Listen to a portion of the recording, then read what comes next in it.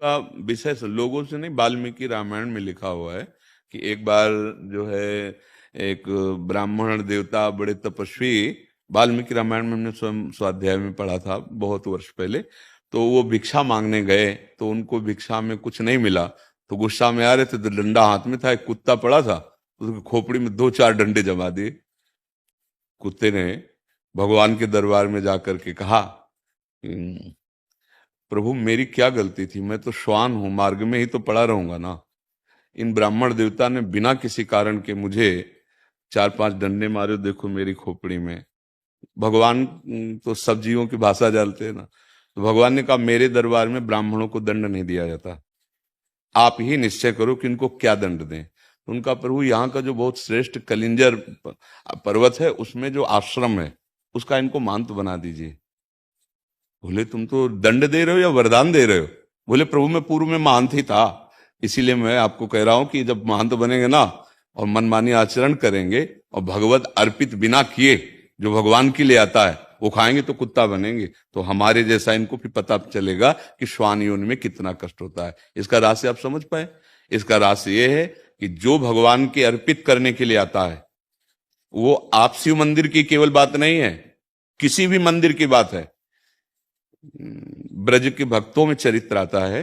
एक दिन एक विरक्त संत जो गुफा में भजन करते थे, क्योंकि जैसे गिरिराज जी है, नंदगांव है, बरसाना, यहाँ पर्वत हैं तो यहाँ गुफाएं भी हैं, संत जन एकांतिक भजन। तो वो भिक्षा मांग के आ रहे थे, पीछे से आवाज है, बाबा सुन, अगर मुझे थोड़ा टुकड़ा दे दे तो मेरी प्रेत योनि से मुक्ति हो जाए। तो ऐसे मुड़ के देखा तो कोई नहीं दिखाई दिया, एक कुत्ता दिखाई दिया, तो उन्हें लगा शायद ऐसे कानून। फिर अब बाबा सुनो ना आए, तो फिर मुड़ के देखा कौन हो तुम? तब बोले कि ये जो मैं कुत्ता रूप दिखाई दे रहा हूं मैं नंदालय का पुजारी हूं। तो उनका प्रभु आप तो भगवत पार्षद हैं, आपकी ऐसी कैसे? तो उनका लाला के लिए अमनिया आता था, बिना भोग लगाए हमने उसको प्रयोग किया, तो उसके दंड में अगर आप अपनी जूठन करके दे देंगे तो अभी मैं मुक्त हो। तो बोले भैया यदि तुम्हें भगवत प्राप्ति हो रही है, दोष से मुक्त, तुरंत जूठन करके उन्होंने दे दी। बात यहां समझनी, शिव मंदिर ही नहीं किसी भी मंदिर में आपके पास शिव जी के लिए जो कुछ आया है आप उनको अर्पित कर दिए, इसके बाद जो प्रसाद रूप से आप सेवन करते कभी आपकी दुर्गति नहीं हो सकती। लेकिन आया मानो जैसे जो भी वस्तु आई और आप उसे अपने प्रयोग में बिना स्वामी को अर्पित किए, फिर वो अपराध बन जाएगा। ऐसा नहीं है, हम उन्हीं के उपासक रहे हैं, उन्हीं के आए मुक्ति। तो अरे मुक्ति तुम यार बहुत शिवलिंग है, अरे अरे उनकी बात जाने दो, हम कह रहे तुम अंगूठे में ऐसे भावना करके करो अभिषेक, मुक्ति हो जाएगी। शिव भावना तो करो तुम, बालू की शिवलिंग नहीं बनाया जाता। अरे यार कभी ऐसी बातों में, हाँ बात उसको अंतर की बात समझना।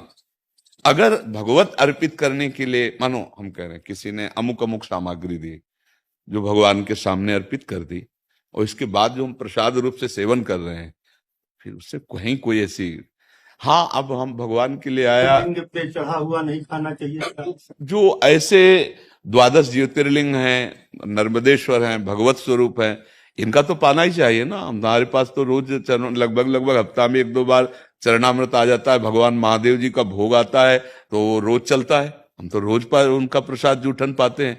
ऐसे नहीं, जो मतलब उस विधान को समझ, और ये अगर हम कहीं भी भगवत भावना करके उनका पाते तो दुर्गति हो सकती क्या?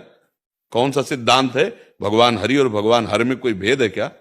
तो कुछ बातें समझनी होंगी उसमें। अब हम लोग क्या करते हैं, छल कपट करने लगते हैं, सेवक की जगह स्वामी बन जाते हैं, उस बात का दंड मिलता है। नहीं तो भगवान की सेवा करने वाले की दुर्गति हो सकती है। आप शिव पुराण की आपको कथा सुना रहे हैं।